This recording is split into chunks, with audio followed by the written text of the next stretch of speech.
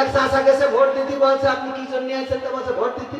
তো বলছে ভোট আপনার তো আমরা কষ্ট হবে, আপনার এই চিন্তা করে দিয়ে ফেলেছি। তো এটা কিরম কথা, আমার ভোট আমি দেবো না? তো বলছে আমাদের একটা দায়িত্ব আছে না। আপনি বাড়িতে বেরোয়েছেন কখন? তো বলছে ফজরের নামাজ পড়ি রওনা দিয়েছিলাম। বলছে আমরা তো তাহাজ্জুদ পড়ি কাম সারিছি। আপনি তো ফজর পড়ি রওনা দিয়েছেন, সে তো তাহাজ্জুদ পড়িছে। চাচা চলে আসছে। তো বলছে শোনে, চাচির জন্য আবার কষ্ট দিয়ে না। বলছে তোমার শাশু কি ভোট দিয়েছ না? তো বলছে হ্যাঁ ওটাও হয়ে গেছে। তো বলছে কত বড় জাহিল রে, এমন এমন খারাপ মহিলার সাথে সংসার করেছি, আল্লাহ ওর যেন জান্নাতে আমার সাথে দিবা না। তো বলছে চাচা এত রাগ কেন? স্ত্রী বলছে বলছে রাগ হবে না কেন? আজ মরি গেছে 11টা বছর ভাবছে, তুই এসে ভোট দেখেছিস তো আমার সাথে দেখা করে যাবি?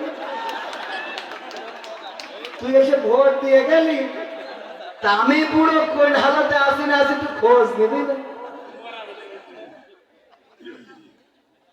এই জন্য আমি মনে করলাম চেয়ারম্যান যেহেতু পাশে বসা, ও তো ওই কবরের ভোট নিয়ে পাশ করিয়েছে। ঠিক না বেটি?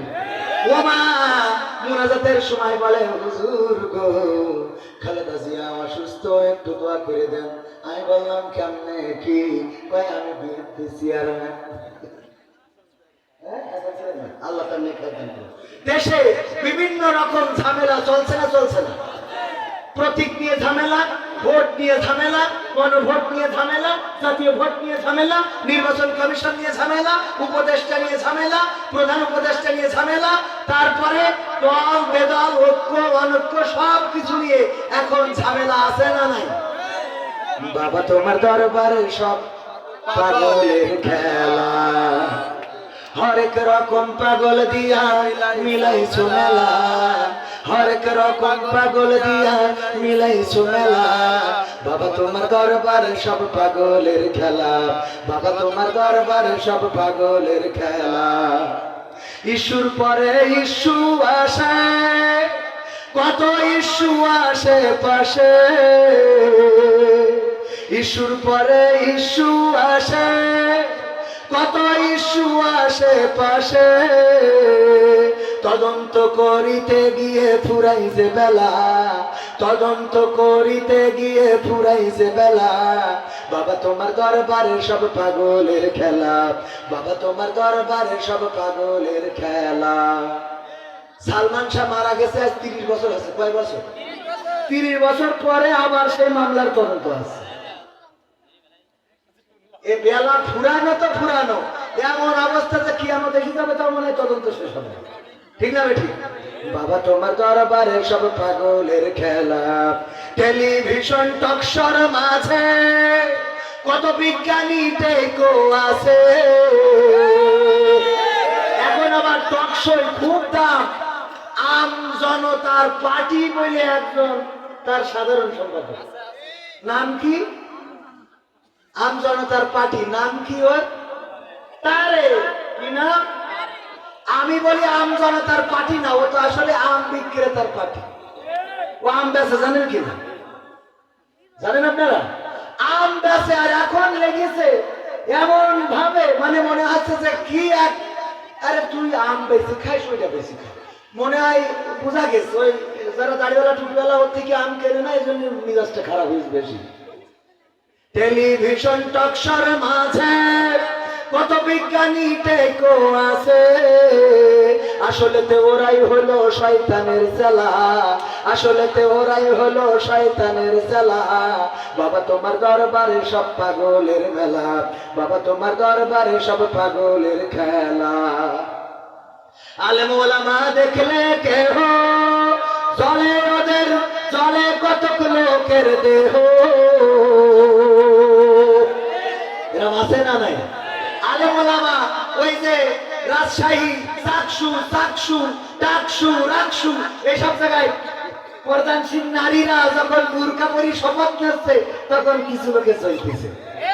এই সব জায়গায় যখন দাড়িওয়ালা টুপিওয়ালা নামাজিরা জিতে যাচ্ছে, কিছু লোকে চলতেছে। বলেন ঠিক না বেঠিক?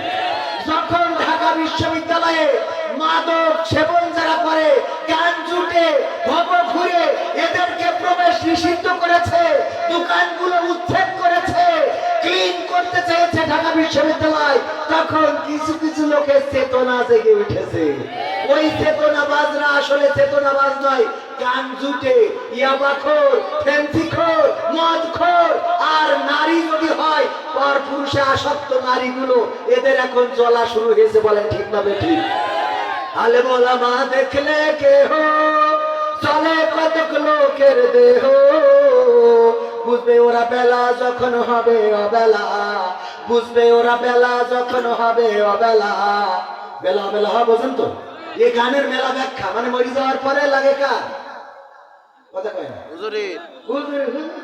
পড়ালেখার। ও তো জানা যায় যে তাক দিতে থাকে, এটাই তো জানে না। হাত বাঁধতে তাও উপরের হাত নিচে যায়, হ্যাঁ, আর নিচের হাত উপরে, এরম আছে না নাই? আবার বলে আগামীকাল সকাল 8টার সময় ঈদুল আজহার জানাজার নামাজ হবে। ঈদুল আজহার কেন নামাজ হবে? জানাজার নামাজ হবে। মানে জানেও না যে কেন নামাজ, কোন নামাজ। আমার মাঝে মাঝে মনে হয় যে তোরা এই দুনিয়ায় থাকান চলে যায়, তোরা দেখে না, আমার এখানে থাকা হবে না, শরীরের বাইরে চলে যায়। এ আছে না নাই? পুলিশই ধরলো, গ্রেফতার করলো নাকি করলো, হঠাৎ পেলো পায়ে শিকল বান্ধা গাছের সাথে, বেহুশ হয়ে পড়ে আছে, হাসপাতালে ভর্তি। তারপরে কি ইস্কন থেকে সে বিপদে পড়েছে, এগুলো মিডিয়ায় আসলো।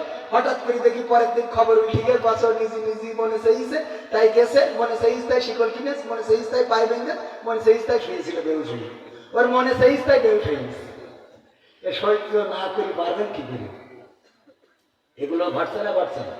মানে কোনে কি হচ্ছে, কি আমাদের সামনে কি আসছে বুঝে পারাই কষ্ট। আল্লাহ জানে এই থেকে কবে পরিত্রাণ পাবো। তারপরে দেখি কি বল। ও আমি বলেছি যে বুঝবে ওরা বেলা যখন হবে বেলা। আজকের একটা বাস্তব ঘটনা বলি, যদিও এই ঘটনাটা তাদের সামনে পড়ে যেতেই পারে। মালয়েশিয়ায় একজন মারা গেল আমার গ্রামের, নাম বলবো না। মারা যাওয়ার পরে এই লাশটার কাছে যাবে, করোনাকালীন সময় এই লাশটার কাছে অবৈধ মানুষেরা তো যাইতে পারে না, অবৈধ যাদের পারমিট নাই, যারা ওখানে কাজ করতো ম্যাক্সিমামই পারমিট নাই, সব পালাই গেছে।